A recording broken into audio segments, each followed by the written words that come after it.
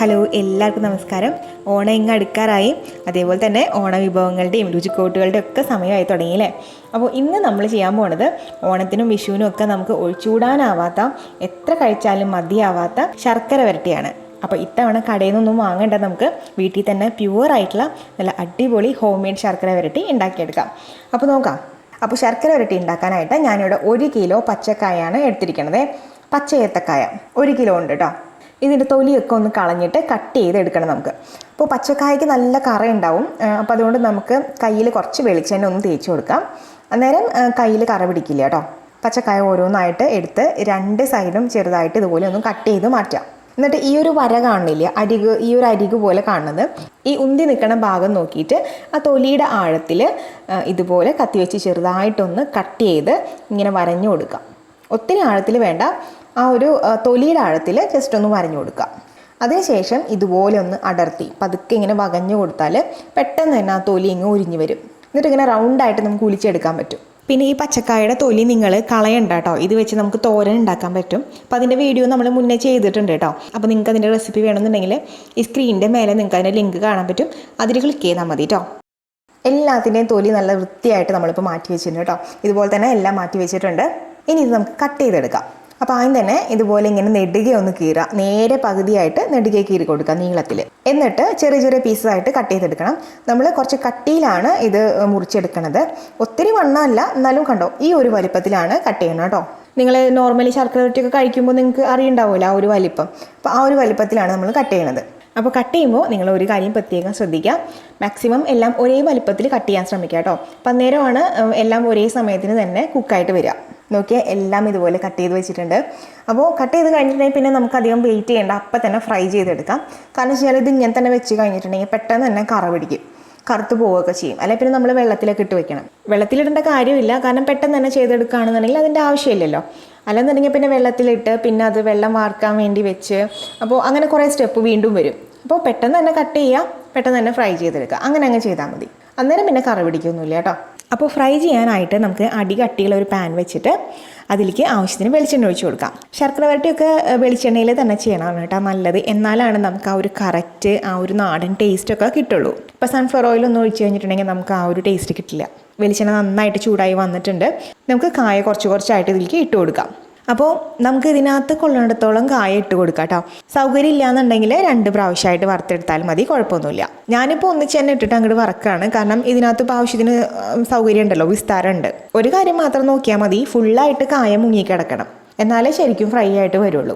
അപ്പോൾ നിങ്ങൾ എന്തോരം വെളിച്ചെണ്ണ ഒഴിക്കുന്നുണ്ടോ, എന്തോരം ഹൈറ്റിൽ വെളിച്ചെണ്ണ ഒഴിക്കുന്നുണ്ടോ, അത്രയും വെളിച്ചെണ്ണയിൽ എന്തോരം കായ കൊള്ളും, അത്രയും കായ ഇട്ടിട്ട് നിങ്ങൾ 1, 2, 3 തവണയായിട്ടൊക്കെ ബാച്ചസ് ആയിട്ട് വറുത്തെടുക്കുക. ഈ കായ ഇടുന്ന സമയത്ത് ഹൈ ഫ്ലെയിമിൽ ഇരുന്നാലും കുഴപ്പമില്ല. കായ ഇട്ട് കഴിഞ്ഞതിന് ശേഷം നമുക്ക് മീഡിയം ഫ്ലെയിമിലേക്ക് മാറ്റി കൊടുക്കാം കേട്ടോ. അതിൽ ഫ്ലെയിം കൂട്ടി വെച്ച് കഴിഞ്ഞിട്ടുണ്ടെങ്കിൽ ഇതിൻ്റെ പുറം ഭാഗമൊക്കെ നന്നായിട്ട് ക്രിസ്പി ആയിട്ട് വരും. എന്നാൽ അകംഭാഗം കുക്കായിട്ടുണ്ടാവില്ല. അകംഭാഗം അപ്പോഴും സോഫ്റ്റായിട്ട് ഇരിക്കുമായിരിക്കും. അപ്പോൾ നമ്മൾ വിചാരിക്കും പുറം ഭാഗമൊക്കെ നന്നായിട്ട് വന്നല്ലോ, എടുത്ത് മാറ്റാമെന്ന് വിചാരിക്കും. പിന്നീടായിരിക്കും മനസ്സിലാവുക അകം കുക്കായിട്ടില്ല എന്ന്. അപ്പോൾ അങ്ങനെ വരാതിരിക്കാൻ വേണ്ടിയിട്ടാണ് ഞാൻ ഫ്ലെയിം കൂട്ടി വെക്കരുതെന്ന് പറയണത്. പിന്നെ ഇതിൻ്റെ ഒരു ടൈമിംഗ് എന്ന് പറയണത് ഏറ്റവും കുറഞ്ഞത് 15 മിനിറ്റാണ് ഇതിൻ്റെ ഒരു കുക്കിംഗ് ടൈം. പിന്നെ അതിനകത്ത് അങ്ങോട്ടും ഇങ്ങോട്ടൊക്കെ വ്യത്യാസങ്ങളൊക്കെ വരാം. 15 മിനിറ്റ് കഴിയുമ്പോൾ തൊട്ട് ഇത് നല്ലോണം മൊരിഞ്ഞ് വരാൻ തുടങ്ങും. പിന്നെ ചില കായയുടെ ഒക്കെ മൂപ്പ് അനുസരിച്ചിട്ട് 20 മിനിറ്റ് അല്ലെങ്കിൽ 25 മിനിറ്റ് ഒക്കെ എടുക്കും കേട്ടോ. ഇടയ്ക്ക് നമുക്ക് ഇങ്ങനെ ജസ്റ്റ് ഒന്ന് ഇളക്കി കൊടുത്താൽ മാത്രം മതി. കണ്ടിന്യൂസ് ആയിട്ടൊന്നും ഇളക്കി കൊടുക്കുകയോ ഒന്നും ചെയ്യേണ്ട കാര്യമില്ല കേട്ടോ. ഇതങ്ങനെ ഒട്ടിപ്പിടിക്കുകയൊന്നുമില്ല. പിന്നെ ഇതിലേക്ക് ഉപ്പൊന്നും ചേർക്കേണ്ട കാര്യമില്ല, ഉപ്പൊന്നും ആഡ് ചെയ്യണ്ട. ഇപ്പോൾ നോക്കി ഒരു 15 മിനിറ്റ് കഴിഞ്ഞിട്ടുണ്ട്. ചെറുതായിട്ടൊന്ന് കളറ് ചേഞ്ച് ആയി വന്ന് തുടങ്ങിയിട്ടുണ്ട്. ഇത് പാകമായി വരുമ്പോഴേ നമുക്ക് എങ്ങനെയാണ് മനസ്സിലാവാന്ന് വെച്ച് കഴിഞ്ഞാൽ, ഒരു 15 മിനിറ്റ് കഴിയുമ്പോൾ ഞാൻ പറഞ്ഞില്ലേ, അപ്പം തൊട്ട് കളറ് ചേഞ്ച് ആയി തുടങ്ങും. അന്നേരം നമുക്ക് പയ്യെ ഇങ്ങനെ ഇളക്കി കൊടുക്കുമ്പോൾ തവിയിൽ തട്ടുമ്പോൾ തന്നെ നമുക്ക് അതിൻ്റെ പുറം ഭാഗത്തിൽ കട്ടിയായി വരുന്നത് നമുക്ക് അറിയാൻ പറ്റും. ആദ്യത്തെ പോലെ ഇട്ട സമയത്തെ പോലെയല്ല, കുറച്ചൊന്ന് കട്ടി ചെയ്ത് തുടങ്ങിയിട്ടുണ്ടെങ്കിൽ നമുക്ക് ഇളക്കുമ്പോൾ തന്നെ അറിയാൻ പറ്റും. പക്ഷേ ഉള്ളിൽ ചിലപ്പോൾ ഇനിയും വേവാനുണ്ടാവും കേട്ടോ. കാരണം ഞാൻ പറഞ്ഞില്ലേ നേരത്തെ, ചില കായൊക്കെ നല്ല മൂപ്പ് കൂടുതലായിരിക്കും. അത് നമ്മൾ എങ്ങനെയാണ് അറിയുന്നത് വെച്ച് കഴിഞ്ഞാൽ, നമുക്കൊരു കായ എടുക്കുക, എന്നിട്ട് ഒരു 4-5 സെക്കൻഡ് വെയിറ്റ് ചെയ്ത് കഴിഞ്ഞിട്ടുണ്ടെങ്കിൽ അതിൻ്റെ ചൂടൊന്ന് ചെറുതായിട്ട് ആറും. അപ്പോൾ എന്നിട്ട് നമുക്കൊന്ന് പൊട്ടിച്ച് നോക്കാം ഒരു കായ എടുത്തിട്ട്. അന്നേരം അതിൻ്റെ ഉള്ളിൽ സോഫ്റ്റ് ആണോ എന്നുള്ളത് നമുക്ക് അറിയാൻ പറ്റും. അപ്പോൾ സോഫ്റ്റ് ആണെന്നുണ്ടെങ്കിൽ കുറച്ച് നേരം കൂടിയിട്ട് എക്സ്ട്രാ സമയം വറുത്തെടുക്കുക. അത് മാത്രമല്ല, ശരിക്കും ഇതിൻ്റെ കളർ മാറിയിട്ട് നല്ല ഡാർക്ക് ഗോൾഡൻ ബ്രൗൺ ആവും. ഇതിപ്പോൾ ആയിട്ടില്ല കേട്ടോ, ഞാൻ കാണിച്ചു തരാം അതെങ്ങനെയാണെന്ന്. ദേ കണ്ടോ, ഈ ഒരു കളറിലായിട്ട് മാറും. അപ്പോൾ ജസ്റ്റ് ഒരെണ്ണം എടുത്തിട്ട് നമുക്കൊന്ന് പൊട്ടിച്ച് നോക്കാം. അപ്പോൾ നല്ല സൂപ്പർ ക്രിസ്പി ആയിട്ട് കിട്ടിയിട്ടുണ്ട്. നമുക്കത് കടിക്കുമ്പോൾ തന്നെ നല്ല കറ സൗണ്ടിൽ കേൾക്കാൻ പറ്റും. നല്ല കറക്റ്റ് പാകം. അപ്പോൾ ഇതിപ്പോൾ നന്നായിട്ട് ക്രിസ്പി ആയിട്ട് വന്നിട്ടുണ്ട്. നമുക്കിത് കോരി മാറ്റാം. കോരി മാറ്റിയതിന് ശേഷം തീ ഓഫ് ചെയ്യാം. അപ്പോൾ ഞാൻ ഇത്രയും എക്സ്പ്ലെയിൻ ചെയ്ത് നിങ്ങൾക്കിത് പറയാനായിട്ടുള്ള കാരണം വേറെ ഒന്നും അല്ല കേട്ടോ. എനിക്കറിയാം കുറച്ച് നീണ്ടുപോയി എന്നുള്ളത് എക്സ്പ്ലനേഷൻ. അപ്പോൾ അത്രയും ഫുൾ പ്രൂഫ് ആയിട്ടുള്ള അത്രയും കറക്റ്റ് ആയിട്ടുള്ള ഒരു റെസിപ്പി നിങ്ങൾക്ക് ഷെയർ ചെയ്യാൻ വേണ്ടിയിട്ടാണ് കേട്ടോ ഇത്രയും എക്സ്പ്ലെയിൻ ചെയ്തത്. അപ്പോൾ നമ്മുടെ കായ ഫുള്ളായിട്ട് നോക്കി വറുത്തെടുത്തിട്ടുണ്ട്. അപ്പോൾ ഇത് ഞാനിങ്ങനെ നിരത്തി വെച്ചിട്ടുണ്ട്, ഒന്ന് പരത്തി വെച്ചിട്ടുണ്ട്. കാരണം അതിൻ്റെ ചൂടൊന്ന് ആറി വരട്ടെ, ഒരു 10 മിനിറ്റ് ഇങ്ങനെ ഇരിക്കട്ടെ. അപ്പോൾ ആ ഒരു സമയം കൊണ്ട് നമുക്ക് 1-2 കാര്യങ്ങൾ ചെയ്ത് വെക്കാം. ഇനി നമുക്ക് ഇതിലേക്കുള്ള ചുക്കും ഏലയ്ക്കും ഒക്കെ ഒന്ന് പൊടിച്ചെടുക്കാം. അപ്പോൾ ഞാനിവിടെ ഫ്രഷ് ആയിട്ട് പൊടിച്ചെടുക്കുകയാണ് കേട്ടോ. ഇപ്പോൾ നിങ്ങളുടെ കയ്യിൽ പൊടിയായിട്ട് സെപ്പറേറ്റ് എടുക്കാനുണ്ടെന്നുണ്ടെങ്കിൽ, ഇപ്പോൾ ചുക്ക് പൊടിയായിട്ട് ഏലക്കാപ്പൊടിയായിട്ട് സെപ്പറേറ്റ് എടുക്കാനുണ്ടെന്നുണ്ടെങ്കിൽ നിങ്ങൾ അങ്ങനെ എടുത്താൽ മതി. ടീസ്പൂൺ അളവിൽ എടുത്താൽ മതി. അളവ് ഞാൻ പറയാവേ. ഇതിലേക്കിപ്പോൾ നമ്മൾ 25 ഏലക്കയും ഇത്രയുമുള്ള ഒരു ചെറിയ കഷ്ണം, ഒരു 1/2 ഇഞ്ച് നീളത്തിലുള്ള ഒരു ചുക്ക്, അതായത് ഡ്രൈ ജിഞ്ചർ അത്രയും എടുത്തിട്ടുണ്ട്. ഏലക്ക കൂടുതൽ എടുക്കുക, ചുക്ക് നമുക്ക് കുറച്ച് മതി. ചുക്ക് കൂടിക്കഴിഞ്ഞിട്ടുണ്ടെങ്കിൽ എരിവും കൂടും, ചുക്കിൻ്റെ ഫ്ലേവർ മുന്നിട്ട് നിൽക്കും. ഏലക്കയുടെ ഫ്ലേവർ ആയിരിക്കണം മുന്നിട്ട് നിൽക്കേണ്ടത് കേട്ടോ. അപ്പോൾ ഇത് രണ്ടും മാത്രം അറിയാനായിട്ട് പാടായിരിക്കും. അതുകൊണ്ട് ഞാൻ 1 ടേബിൾ സ്പൂൺ പഞ്ചസാരയും കൂടിയിട്ട് ചേർക്കുന്നുണ്ട്. അത് നിങ്ങൾക്ക് 1-2 ടേബിൾ സ്പൂൺ ഒക്കെ ചേർക്കാം. നല്ല ഫൈൻ പൗഡറായിട്ട് ഇനി നമുക്കിത് പൊടിച്ചെടുക്കാം. അപ്പോൾ ഒരു കാര്യം പറയാൻ മറന്നുപോയി, ഈ പൊടിച്ചെടുക്കുന്ന ഈ ഒരു ജാറുണ്ടല്ലോ അതിൻ്റെ അകംവശം ഡ്രൈ ആയിട്ടിരിക്കണം കേട്ടോ. വെള്ളം എന്തെങ്കിലും ഉണ്ടെന്നുണ്ടെങ്കിൽ പൊടിയാൻ പാടായിരിക്കും. പിന്നെ ഒരു കാര്യമുള്ളത്, ചിലർ ജീരകപ്പൊടിയൊക്കെ ചേർക്കും ഇതിനകത്ത്. ഒരു 1/4 ടീസ്പൂൺ ചെറിയ ജീരകം ചേർക്കും, ക്യുമിൻ സീഡ്സ്. അപ്പോൾ ജീരകപ്പൊടി ചേർക്കണമെന്നുണ്ടെങ്കിൽ നിങ്ങൾക്ക് ഒരു 1/4 ടീസ്പൂൺ ചേർക്കാം കേട്ടോ. പക്ഷേ ജീരകം ചേർത്തില്ലെങ്കിലും ഇത്രയും ഈ 2 എണ്ണം തന്നെ നല്ല ടേസ്റ്റാണ്. നോക്കിയാൽ നന്നായിട്ട് പൊടിച്ചെടുത്തിട്ടുണ്ട്. അപ്പോൾ ഞാൻ നേരത്തെ പറഞ്ഞില്ലേ, നിങ്ങൾ പൊടിയായിട്ട് എടുക്കുകയാണെന്നുണ്ടെങ്കിൽ 2-2.5 ടീസ്പൂൺ ഏലക്കാപ്പൊടിയും ഒരു 1/2 ടീസ്പൂൺ ചുക്കുപൊടിയും ഒരു 1/4 ടീസ്പൂൺ ജീരകപ്പൊടി അങ്ങനെ എടുക്കാം. ഇനി നമുക്കിത് ശർക്കര വരട്ടി ആക്കി എടുക്കാനായിട്ട് ചുവട് കട്ടിയുള്ള ഒരു പാൻ വയ്ക്കാം. ഞാനിപ്പോൾ ഒരു ഉരുളിയാണ് വെച്ചിരിക്കുന്നത്. എന്തെങ്കിലും ഒരു കട്ടിയുള്ള എന്തെങ്കിലും പാനോ ചട്ടിയോ എന്തോന്ന് വെച്ച് വെക്കാം. ഇതിലേക്ക് നമുക്ക് 1.5 കപ്പ് ശർക്കര ചേർക്കാം. ഇപ്പോൾ കറക്റ്റ് മെഷർമെൻറ്റ് പറയുകയാണെന്നുണ്ടെങ്കിൽ 300 ഗ്രാം ഉണ്ട് കേട്ടോ. 300 ഗ്രാം ശർക്കരയുണ്ട്.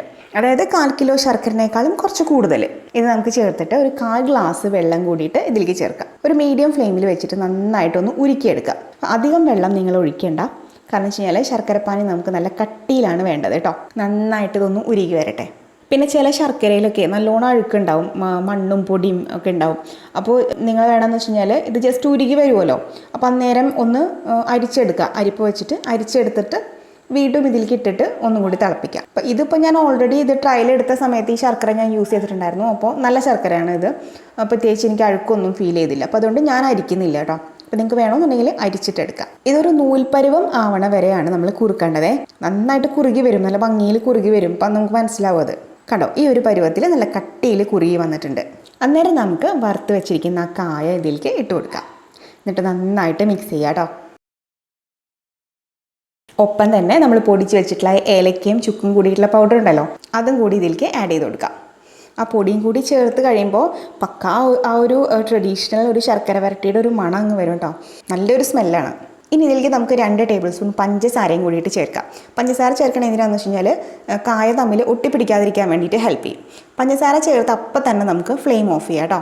ഇനി നമ്മൾ തീ ഓഫ് ചെയ്തതിന് ശേഷം നന്നായിട്ട് വരട്ടി കൊടുക്കാം. ഇതിങ്ങനെ വരട്ടി കൊടുക്കുന്ന ടൈമിൽ ഇത് ഡ്രൈ ആയി വരണത്, ഇങ്ങനെ വിട്ട് വരണത് നമുക്ക് കാണാൻ പറ്റും. തീ ഓഫ് ചെയ്തതിന് ശേഷം കുറേ നേരം ഒന്നിട്ട് വരട്ടണ്ട കേട്ടോ. ഒരു 2-3 മിനിറ്റിനുള്ളിൽ തന്നെ അത് റെഡിയാവും.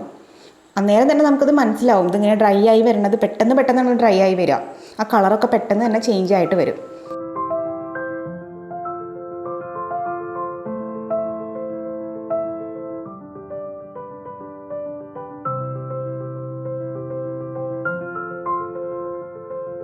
നോക്കിയേ, ഒരു 3 മിനിറ്റ് ഞാൻ ഏകദേശം വരട്ടിയിട്ടുണ്ട് കേട്ടോ. തീ ഓഫ് ചെയ്തിട്ട് നല്ല ഭംഗിയിൽ വിട്ട് വന്നിട്ടുണ്ട്.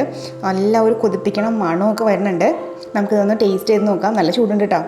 നല്ല അടിപൊളിയായിട്ട് വന്നിട്ടുണ്ട്. അകം നല്ല ക്രിസ്പി ആയിട്ട് ആ ഒരു ഫ്ലേവറൊക്കെ കറക്റ്റായിട്ട് വന്നിട്ടുണ്ട്.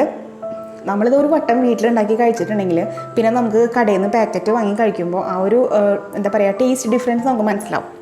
അപ്പോൾ തീർച്ചയായിട്ടും നിങ്ങൾ ഈ ഓണത്തിന് ട്രൈ ചെയ്ത് നോക്കുക. പറ്റുവാണെന്നുണ്ടെങ്കിൽ വീഡിയോ നിങ്ങൾക്ക് ഇഷ്ടപ്പെട്ടെന്ന് വിചാരിക്കണം. വീഡിയോ ഇഷ്ടപ്പെട്ടിട്ടുണ്ടെങ്കിൽ ലൈക്ക് ചെയ്യുക, കമൻറ്റ് ചെയ്യുക, ഫ്രണ്ട്സിനൊക്കെ ഷെയർ ചെയ്ത് കൊടുക്കുക കേട്ടോ വീഡിയോ. അതുപോലെ തന്നെ നിങ്ങൾ ആദ്യമായിട്ടാണ് എൻ്റെ വീഡിയോ കാണുന്നതെന്നുണ്ടെങ്കിൽ സബ്സ്ക്രൈബ് ചെയ്യാൻ മറക്കരുത്. ബെല്ലൈക്കണിലും ഓൾ എന്നുള്ള ഓപ്ഷനിലും കൂടിയിട്ട് ക്ലിക്ക് ചെയ്യുക കേട്ടോ. അപ്പോൾ ഇനി അടുത്തൊരു വീഡിയോ ആയിട്ട് വരുമ്പോൾ കാണാം. എല്ലാവർക്കും നന്ദി, നമസ്കാരം.